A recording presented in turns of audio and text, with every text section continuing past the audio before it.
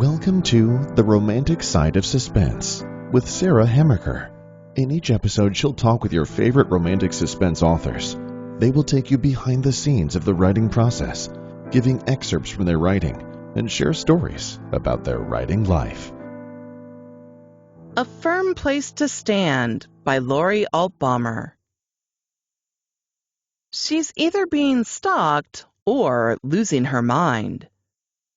A job at a camp in the rustic and often rugged landscape of West Texas offers Maribel Montgomery a chance to escape both, especially if she makes sure no one knows why she's there. But when the body of a woman washes up in the river on her first morning, her hope of a safe place to start over are swept away. The suspicion she's being watched follows her to her new home, and Maribel is forced to take a stand or keep running. Does she have the courage to face the danger stirring at the Pool of Siloam camp? If she doesn't, another girl might die. If she tries and fails, it could be her. Circumstances force her into the acquaintance of Connor Pierce, a man with secrets of his own. Can Maribel risk working with him in order to save the next victim and find a missing girl? Or is he the killer?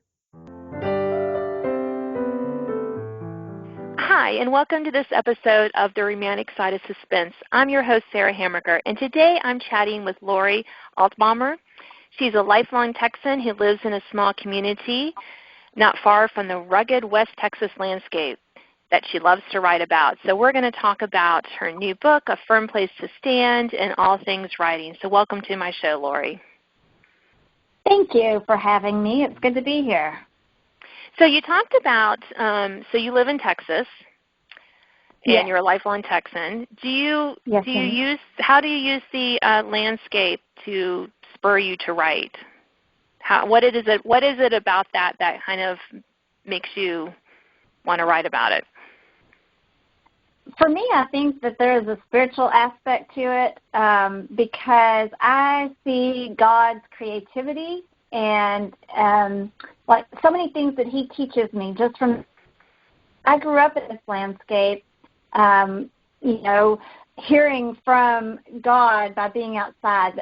Nature is one of the things that really speaks to my heart. So I love to observe trees, plants, the sunrise, the sunset, to feel the sunshine, the wind. All those things just come together, and I think that they.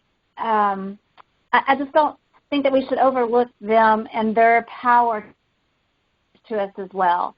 So, and Texas has such a diverse landscape that it just makes a wonderful opportunity to share those things. No, I love that, Lori, because, nature, it does have such a way to restore our soul, right? Yes. And, I have, as some of my listeners know, I have 4 children. And especially when they were young, when they were getting all kind of crazy like kids do, I just would send them out. So I'm like, okay, you haven't had enough fresh air, right? Sending them outside. And whenever I get grumpy, I would go sit on our porch swing for a few minutes if I didn't have time to take a walk or something. Just because just being outside, being with nature, just has a, just breathing in and out of that fresh air. It sounds counterintuitive to our modern minds, right? That the landscape, that trees and flowers are just, even in a place that's not, beautiful, can still have that restorative nature. And I do think God has created our universe that way. So I love that you're able to kind of use that in your writing as well. It's kind of neat. I saw a statistic the other day, and it was something like we spend 90% of our lives indoors, and that's not how we were created. God placed Adam and Eve in the garden. He didn't place them in a hut in the garden. He placed them in the garden, and be intentional about seeking those moments to be just outside and experiencing all the senses come alive when you go outside into the natural world. And it is very restorative. Yeah, it is. One of my favorite parenting books, although it's not really a parenting book, was called Last Child in the Woods by Richard Louv, L-O-U-V, for listeners who want to know. It's an older book, but he talks about and he's not a Christian at all, the restorative nature of nature, and talking about taking, like, especially city kids out into the woods for, like, these camps or week-long, and how it just really kind of helped to resettle them, like their spirit. Yes. And Yes. he was attributing to all the trees and the fresh air, and there's a lot of, he had a lot of wisdom in why that was. And I was thinking, yes, and just layer God on top of it, who created it and made us to enjoy his creation that way. And I think that, you really kind of have a better picture. And when we can use some of that in our writing, describing, a mountaintop or a beach, or even just what a character notices, the fresh spring flowers or something like that, I think it really can add an extra layer to our writing and really help, kind of get all those five senses into it, right? It's great to kind of have those and that feeling of it. So yeah, I think it's just so much fun.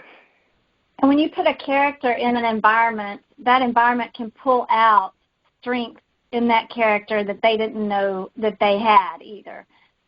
Yes.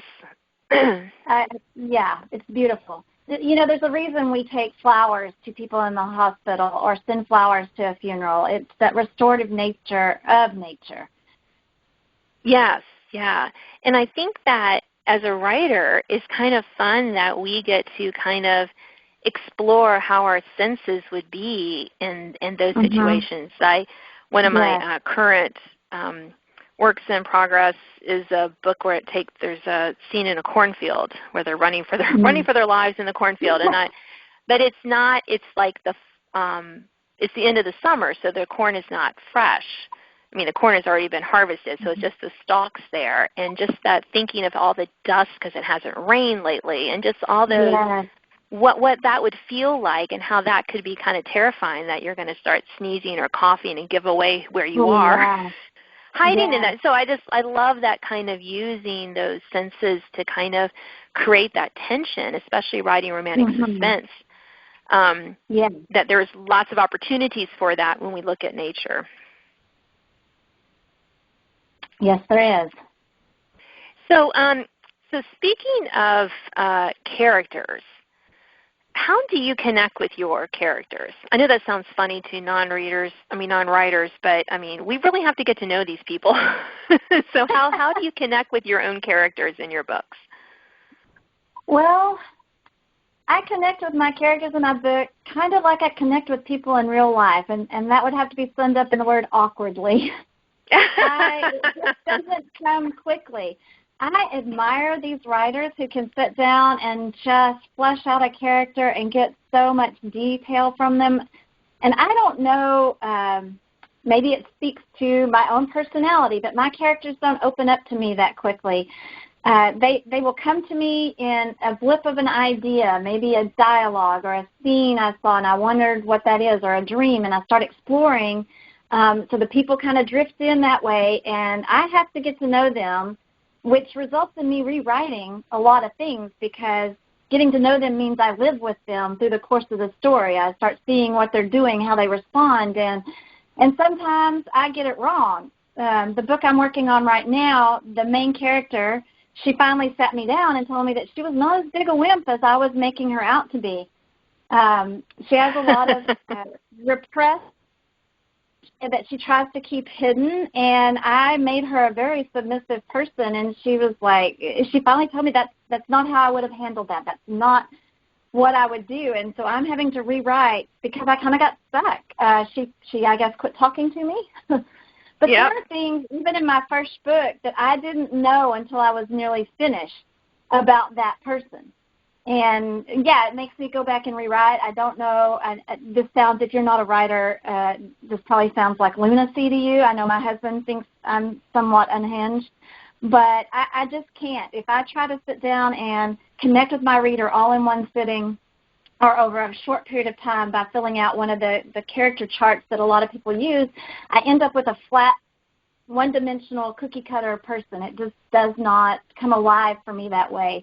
So I just start following my character around. We start going through a story, and she starts warming up to me, or he, and telling me more things about themselves as they become comfortable with me, I guess. So there you have it. I'm not normal. No, I think you're perfectly normal. You're just, I'm the same. I can't do those. Those character charts are useless to me. Mm-hmm. Yeah. I will do the physical description, and I've learned this. I learned this the hard way with one of my first books when the my editor's like, okay, so here's the art fact sheet to fill out. And we need photographs of your hero and heroine and what movie star they look like. And I'm like, well, since I haven't done that because they live in my head, I sent the description to my teenage daughters and said, hey, you guys look around Instagram and get back to me. It was the best decision I ever made. I gave them the descriptions. I said, fine. They found suitable ones. I was able to send those and use those. I'm thinking, but I'm not doing that again. I'll just find the pictures when I'm working on the description and just put them in my files, so I'll just have them and don't have to go, because that was just drove me crazy. I'm like, I don't know. They're just in my brain. Exactly. It's more of a person than a physical image. To me, the physical image can be a little bit fluid. You know, I may know that they're tall or short or stocky, athletic, those sort of things, but and I'll have to color stuff so I can put it in the book, but to me it doesn't matter. To me it's the personality that I'm physical image. So I don't get as hung up on that image, that actual physical picture of them, until late in the story when I need to start sharing something like that. So yeah, I just find it's easier for me now. I just grab it and stick it in there, and I don't really look at it. I just have it. I have it for when I need it later, because it's just easier to do it at the front end. And then I've also found that I love the Emotional Wound book to help me. And so I'll do that. I'll do like the physical characteristics, find a picture, name them, which is always important, how to figure out their name, and then come up with, okay, what is their wound? What am I going to do? And that helps me then. But then how they react to that all kind of unfolds as I write. But that's basically all I do. I'm like, I can't, because you're right, because my characters, they talk to me and they go, oh, well, and then I realize, oh, well, this one's mother said this to her. Well, I had no idea she was going to say that, and this created this problem, So I'm constantly surprised.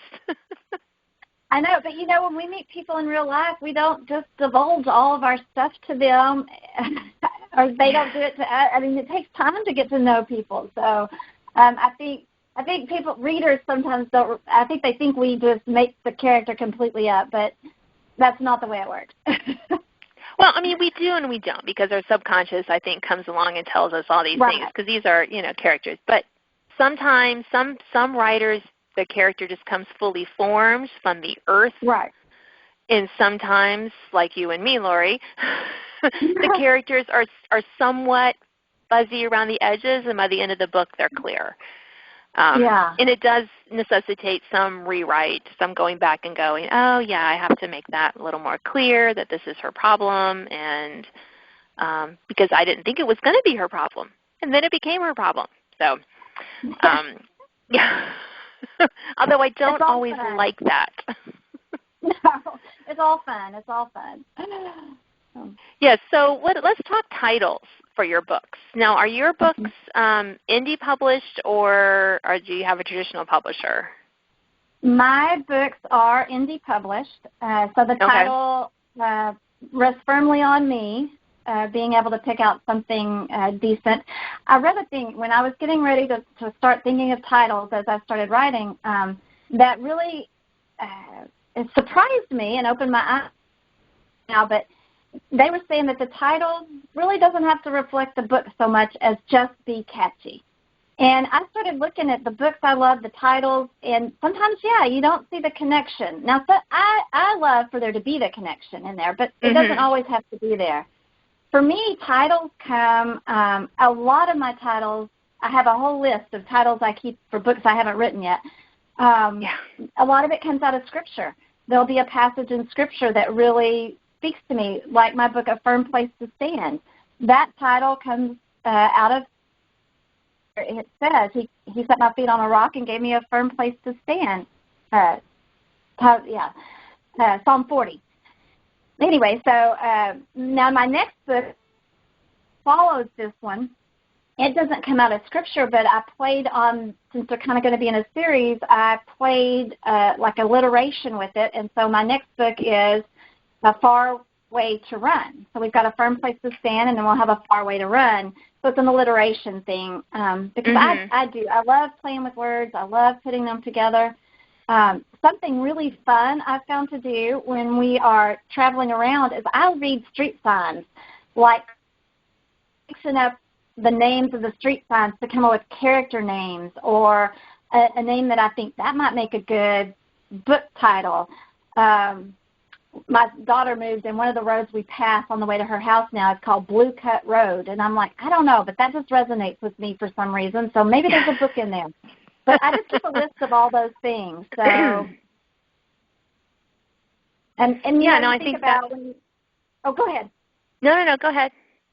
I was just going to say, and you think about the subtext. What subtext might that string of words, that title, send to a reader? So does that reflect cause intrigue or whatever? So. Right, in romantic suspense, you don't want it to sound like just a straight romance or be so esoteric that they're like, it's what kind of genre is it? I mean, you do want a little bit of that connection to help readers, clue readers in a little bit, that we can have fun with it as well, and figure out how we want the title to go with the cover image and all that stuff. I mean, I've been traditionally published and indie published, and it is kind of fun to think of, how do you want the covers to look like, and how are you going to, help readers to know, oh, this is a romantic suspense. Okay, good. I'm where I need to be. Or not. I mean, because I don't want readers who don't like romantic suspense to really read my book because they're not going to enjoy it. Right. And then they'll give it a bad review, and it's not my fault.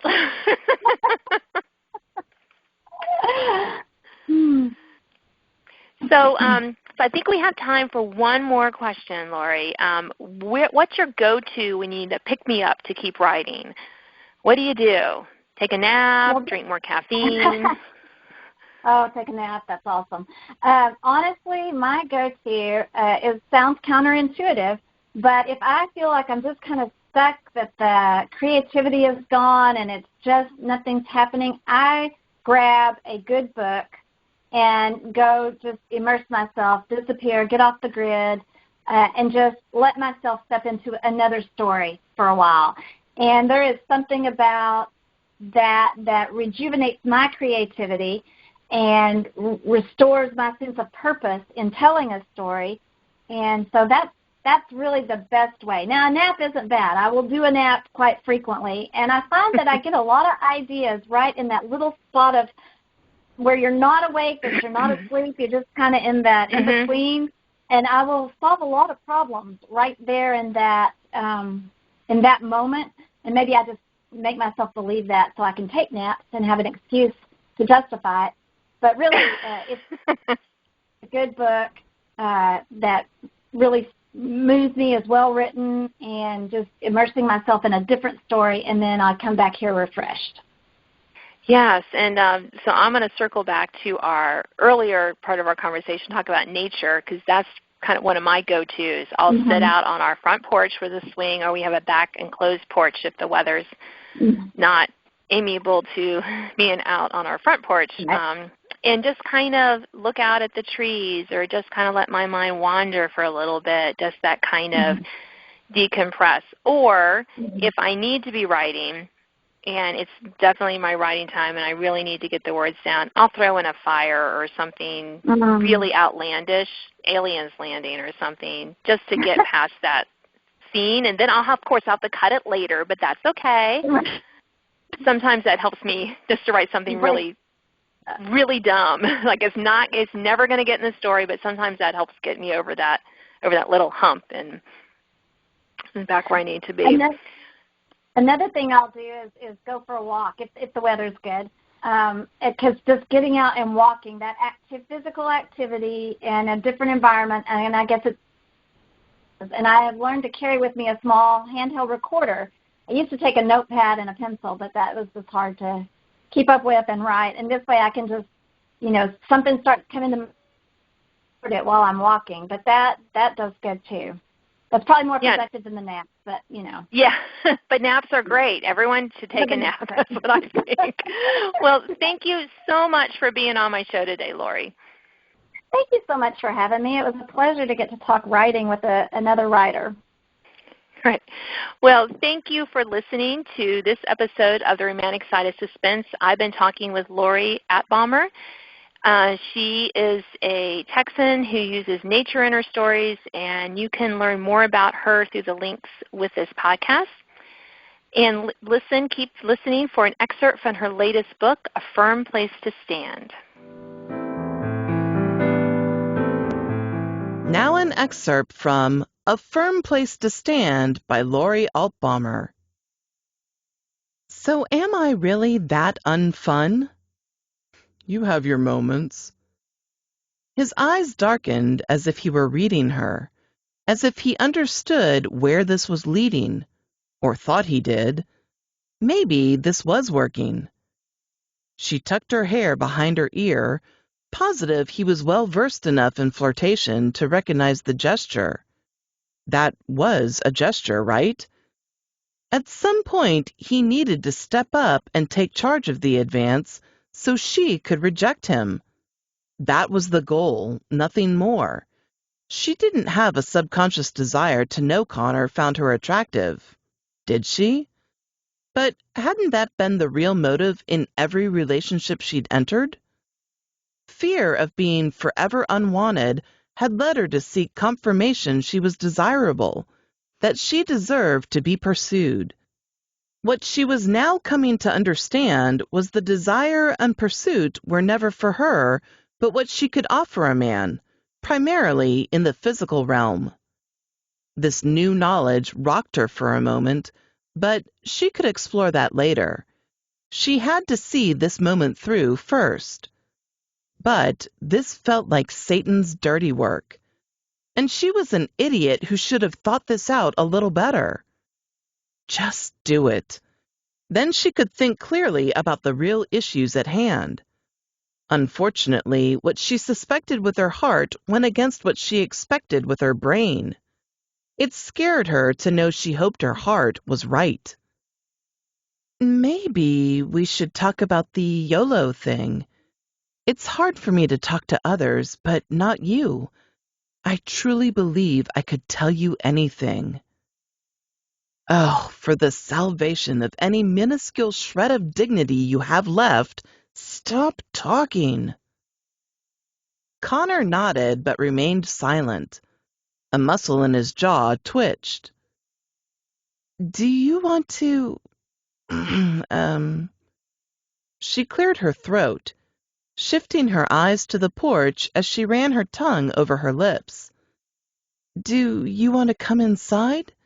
To talk some more?